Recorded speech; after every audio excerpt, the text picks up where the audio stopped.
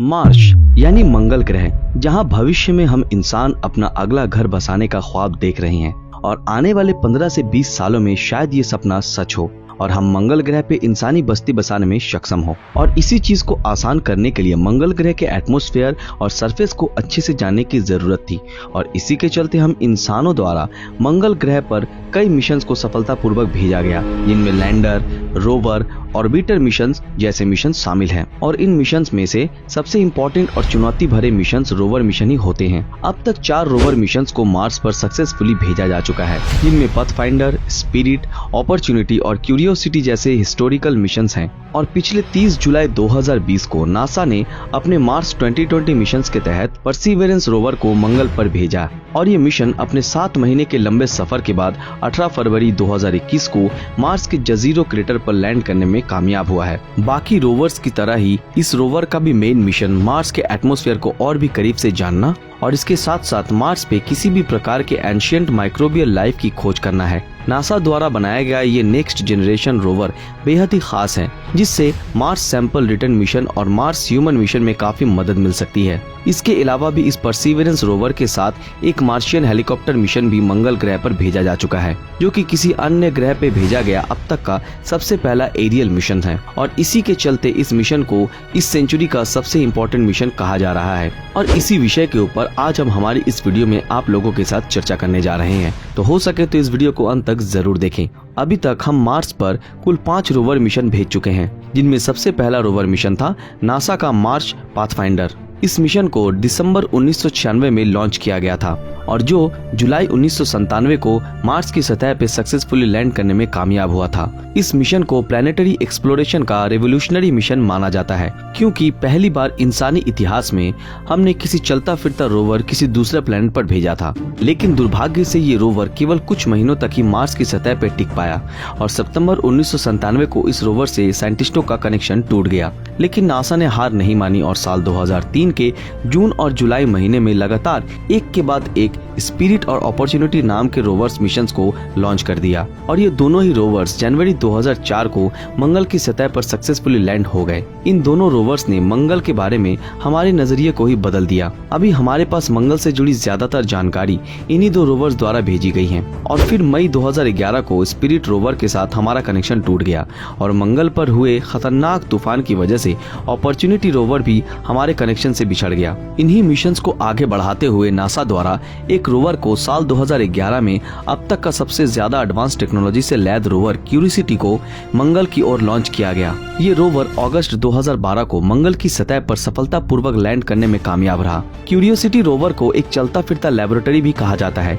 क्योंकि इसमें उस समय के सबसे एडवांस टेक्नोलॉजी के साइंटिफिक इंस्ट्रूमेंट लगाए गए थे, जो कि मंगल के ancient life, soil, organic molecules के साथ साथ मंगल के एनवायरनमेंट से जुड़ी सारी जानकारी जुटाने में 100% सक्षम थे। और समय समय पे हमें मंगल से जुड़ी तरह तरह की जानकारियां और फोटोज वगैरह भी भेजता रहता है। लेकिन फिलहाल ये रोवर भी अब पुराना हो रहा है और इसकी एफिशिएंसी भी कम होती चली जा रही है और इसीलिए नासा ने मार्स एक्सप्लोरेशन को मद्देनजर रखते हुए अभी के टेक्नोलॉजी से लैद और सबसे एडवांस रोवर परसिवरेंस रोवर का इजाद किया।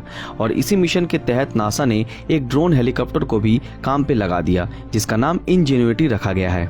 इस मिशन को पिछले साल 30 जुलाई 2020 में एटलस V541 रॉकेट के माध्यम से फ्लोरिडा से लॉन्च किया गया था और जो 18 फरवरी 2021 को मार्स के जजीरो क्रेटर पर सक्सेसफुली लैंड कर चुका है। और इसके लैंडिंग के आखिरी के 7 मिनट सबसे ज्यादा इम्पोर्टेंट और खतरनाक रहे, जहां उन 7 मिनटों में ये रोवर्स मार्स की सतह पर सॉफ्ट लैंडिंग करने जा रहा था। वैसे मार्स पे नासा बहुत से मिशन को अंजाम दे चुका है, लेकिन सबसे चुनौतीपूर्ण काम किसी भी मिशन को मार्स पे लैंड कराने का होता है और इसका सबसे बड़ा रीजन है मार्स का कमजोर ग्रेविटी, जो कि अर्थ का 38% ही है।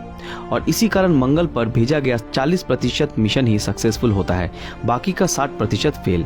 और इस बार इस मिशन के लैंडिंग के लिए मार्स पे मौजूद जजीरो क्रेटर को चुना गया, जो कि मार्स पे मौजूद 45 किलोमीटर का विशालकाय इम्पैक्ट क्रेटर है। पिछले कई सालों से किए जा रहे रिसर्च के बाद और मंगल ग्रह की तस्वीरों को देखते हुए ये साफ साफ पता चलता है कि आज से कई करोड़ों साल पहले मार्स भी हमारे अर्थ की तरह ही था।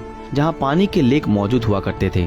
और ऐसे में परसिवरेंस रोवर का असल काम इस क्रेटर को अच्छे से अध्ययन कर मार्स पर एंशिएंट माइक्रोबियल लाइफ की खोज करना है। परसिवरेंस रोवर का डिजाइन काफी हद तक नासा के क्यूरियोसिटी रोवर जैसा ही है, लेकिन इसमें क्यूरियोसिटी के मुकाबले काफी एडवांस साइंटिफिक इंस्ट्रूमेंट मौजूद है।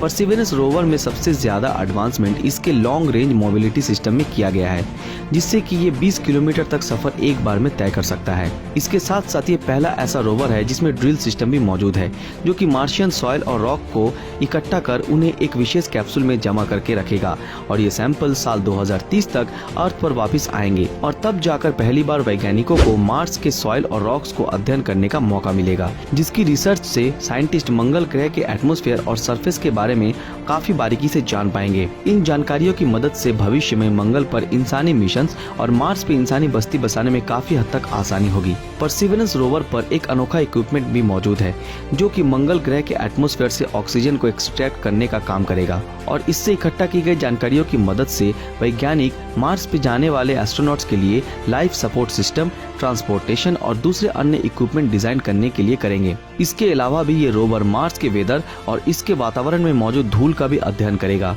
ताकि साइंटिस्ट मंगल ग्रह के सीजनल वेदर चेंज और डस्ट स्टॉर्म के बारे में और भी ज्यादा जानकारी जुटा सके। और परसिवरेंस रोवर से हासिल की गई सारी जानकारी भविष्य में होने वाले मार्स ह्यूमन मिशन में वैज्ञानिकों की काफी मदद करेंगे। नासा द्वारा परसिवरेंस रोवर के साथ इंजेन्युइटी नामक एक ड्रोन हेलीकॉप्टर भी भेजा गया है, जो कि एक हल्के बॉल जैसा है और जिसका वजन 1.8 किलोग्राम है। और ये इंसानी इतिहास में पहली बार है कि जब किसी ड्रोन हेलीकॉप्टर को पहली बार अन्य ग्रह पे भेजा गया है। वैसे ये perseverance rover mission Mars manned mission के लिए काफी इम्पोर्टेंट मिशन है, जिससे कि आने वाले भविष्य में मार्स पे इंसानों को भेजना और मार्स पर इंसानी बस्ती बसाने के ख्वाब को पूरा करने में अपना योगदान करेगा। दोस्तों, इस मिशन के बारे में आपकी क्या राय है? क्या ये मिशन आने वाले समय तक कामयाब हो पाएगा? अपनी राय नीचे कमेंट में जरूर बताएं।